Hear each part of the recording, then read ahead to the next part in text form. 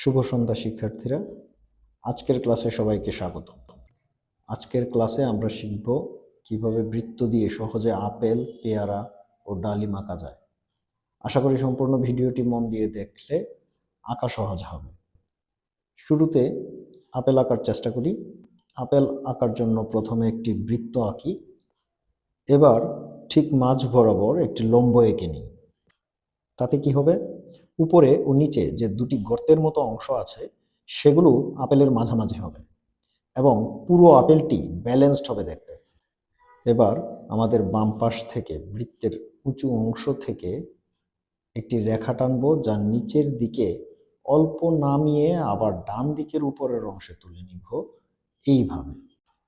আবার বৃত্তের এই অংশ থেকে নিচের দিকে একটি রেখা টেনে ডাবল ইউ এর মতো করে এঁকে নিব। বৃত্তের নিচের দিকের ডান পাশ থেকে রেখা টেনে এর সাথে যোগ করে দিব। এখন অতিরিক্ত বা অপ্রয়োজনীয় রেখাগুলো মুছে ফেলব। সবশেষে বৃত্তের উপরের অংশের ঠিক এইখানে ছোট্ট একটি অর্ধচন্দ্র এঁকে আপেলের ডাঁটা আঁকব।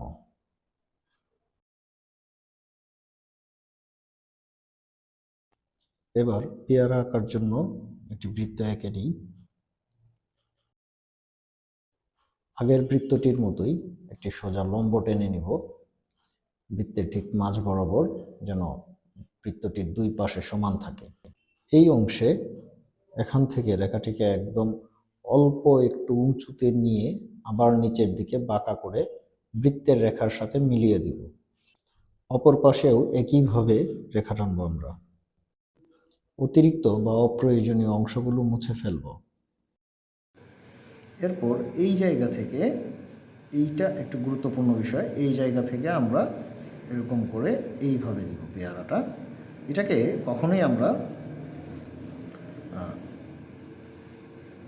এরকম করে দিব না। এটা কি করতে হবে, এরকম করে হয় একটু অল্প ছোট্ট করে এরকম অল্প একটু এরকম দেওয়া যায়, অথবা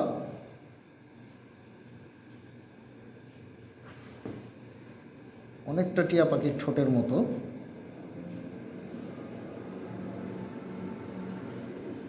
এইরকম হয়, এটা না এটা। এরপরে আমরা যাব এখান থেকে এখানে আবার একটু আমরা উঁচু করে একটা অংশ দিব। তারপর এইখান থেকে আবার একটা গোটা দিয়ে দিলাম। ডালিম, ডালিম কীভাবে আঁকা যায়? ডালিম বা আনা রাখতে গেলে আমাদের কি করতে হবে, আবার ঠিক সেম একইভাবে একটা বৃত্ত আঁকতে হবে।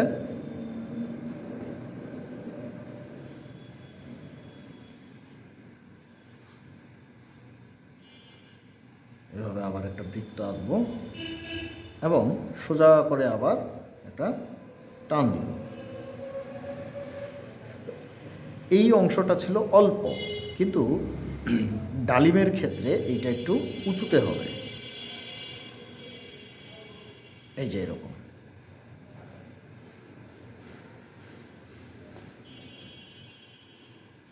এইখানে আবার সেম ওই যে বোটা যেটা ডাটা, সেই ডাটাটা আমরা দিব।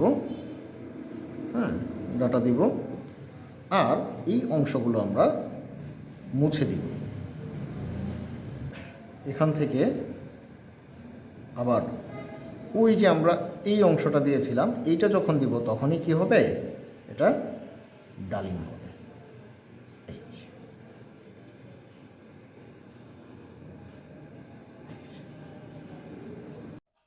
প্রিয় শিক্ষার্থীরা, এই ছিল আজকের ক্লাস। মনোযোগ দিয়ে দেখার জন্য সবাইকে অসংখ্য ধন্যবাদ।